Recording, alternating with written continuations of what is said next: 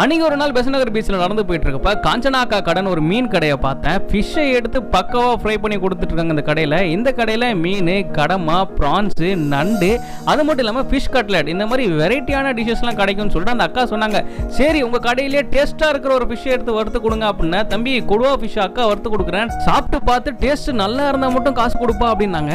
எனக்கு இந்த டீலிங் ரொம்பவே பிடிச்சிருந்துச்சு. அதனால மொறுன்னு ஒரு ஃபிஷ்ஷை வறுத்து அவங்க கையில் வாங்கிக்கிட்டு இன்னைக்கு எப்படியாச்சும் காசு கொடுக்காம போயிடணும்னு சொல்லிட்டு பிளான் பண்ணி வச்சாச்சு. அந்த அக்கா மொறுன்னு வறுத்து அந்த ஃபிஷ்ஷை எடுத்து அதுக்கு மேல அவங்க வச்சிருந்த அந்த பொடியை போட்டு எலுமிச்சை பழம், ஆனியன்ஸ்லாம் வச்சு கொடுத்தாங்க. நான் ஒரு வாய் எடுத்து வாயில வச்சேன் பாருங்க, ஐயோ செம்ம டேஸ்ட்டுங்க. இந்த முள்ளு வேற அடிக்கடி வாயில வந்து மாட்டிக்குது. இந்த ஃபிஷ் ஃப்ரைக்கு டேஸ்ட் அதுக்கு மேல போற அவங்க மசாலா தான். அந்த மசாலா நக்கி பார்த்தேன், செம்ம டேஸ்டா இருந்துச்சு.